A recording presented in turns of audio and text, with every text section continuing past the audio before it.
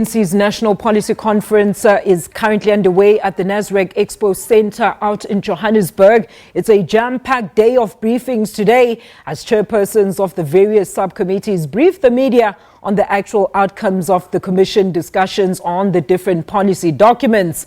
Earlier on, SABC reporter Hasina Kathrada caught up with Mlondi Mkhize, who is the ANC Youth League spokesperson, and here's how that conversation went down. Mr. Mkhize, you're the spokesperson of the ANC Youth League. We've had a lot of talk over the past 5 days here at these PBF breakfasts. Much of it has focused on transforming the economy and lowering the high unemployment rate in South Africa, getting more young people involved in the economy, getting them to play a more active role. What are your thoughts on these issues affecting young people in the economy? Well, we are quite pleased with the current discussions that are taking place. Safe to say that there is a need to accelerate transformation, particularly on education. I think that part of the things reflected was the fact that we need to have an education system that responds to the kind of the economy we have in South Africa.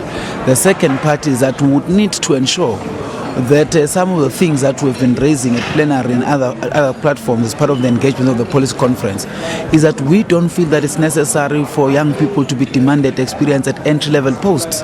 We feel that some of the positive gestures and indication by the private sector in this breakfast continuously over the 5 days has been positive. For instance, today the chairperson of WPM they've got an amount of 1.2 billion ready to be utilized for skills and training of young people. Those are people that would need to engage and develop practical and meaningful contribution, because we cannot develop South Africa if we're to leave the youth behind. The youth becomes and is the majority in terms of the numbers in South Africa, and people that you need to focus on to drive the country forward, to deal with unemployment, to deal with the social ills that affect us as the country, whether it's drugs, whether it's teenage pregnancy, whether it's a high level of transmission of AIDS and other diseases. You'd need to take on board the youth. You'd need to take on board within the youth, particularly women, because those are people that are vulnerable in society. But those people society outside of the youth in South Africa has got no future. So if we don't invest on the youth, then we are saying that we don't.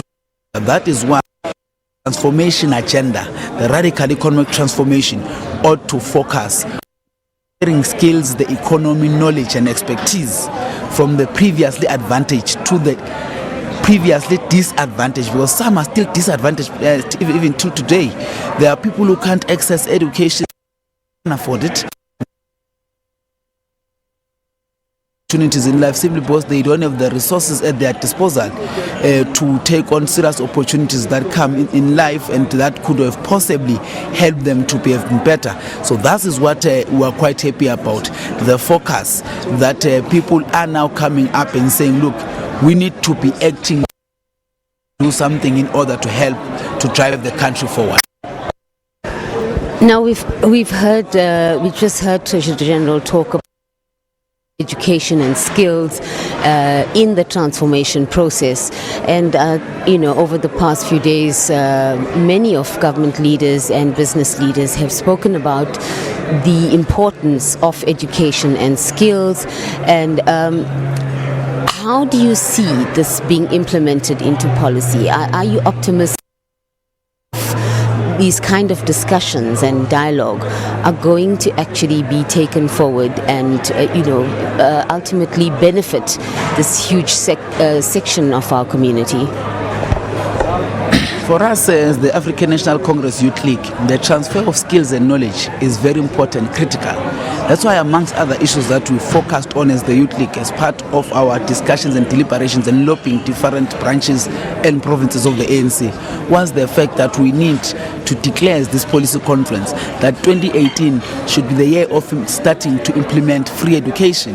Why do we say free education? If we are to follow the trend of most African leaders and liberators in Africa, Most of them are well known for having attained education at a credible, respectable institution. It might have not been free when they got it for free because some of them could not afford, but they were assisted by missionary schools. Now, what we then need in the context of South Africa that is under the democratic dispensation is for the government, the private sector, to work together to invest in the future, because it can't solely be a responsibility of government. The private sector equally benefits out of graduates of universities of technology and universities as we traditionally know them. And that's why it's very important.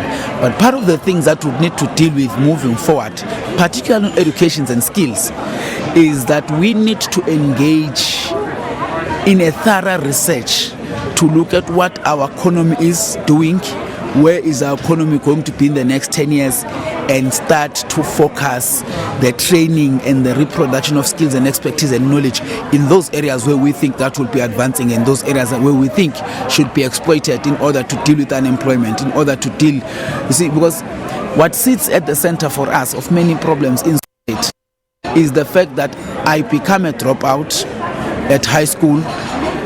Obviously there is no prospects that are there. I will just be taking chances in life, and then from there we begin to see crime getting involved, high pregnancy here and there, and those are challenges that we need to do. But at the center of them is economic opportunities, is education, very important, and outside of the two, the country will find itself in a problem.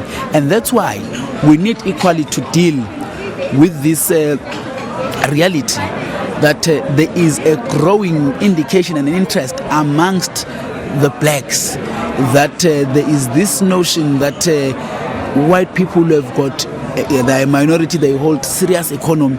So we need to be taking from them and be giving to the majority, because once you have a rupture between the two, you are going to have an uncontrollable situation, and you are going to have everyone losing, because the economy will collapse. And then when the economy collapses, we would face a situation where almost we conduct and have many other activities that would not be appropriate. So what we need to be doing is to ensure that we bring everyone on board to drive the transformational agenda in South Africa. And I like the spirit of today's panel in the discussion, the implementation and emphasis that we must be implementing. We have been speaking. Now, we heard Minister Kadebe talk about the NDP saying that the leadership is still very much convinced in the possibilities of reaching their targets, in the 30-year plan. How does the Youth League feel about this? Do you feel that you're adequately catered for in the NDP? Well, you see, the NDP is a document that postures on putting the targets for government to meet in order to elevate the society in South Africa from where it is. We agree with it. In some areas we don't agree, but it can't be that we can't do anything at all. For instance, we will want to emphasize that as part of the things that are envisaged by the NDP is the elevation of youth from its current status. You'd know that I think late last year, if not early this year, released statistics suggesting that the youth of today is less skilled than their parents. That's shocking in a democratic dispensation, and we feel that there should be things that are done to help expedite that situation where the youth is at an equal stage, and it must be better than what their parents were exposed to, because that shows that there is prospect of growth. And more other things that we need to invest on is that we need to emphasize more than ever there is more need for the youth to be playing in the mainstream economy. There is more need for the youth to be involved in economic activities, because that gives an opportunity that in the future 10 years, 15 years, 20 years, you'll be seeing those people as captains of industries of South Africa. Thank you so much. In other news, Mpumalanga's MEC for Community Safety, Security and Liaison, Pat Ngomane,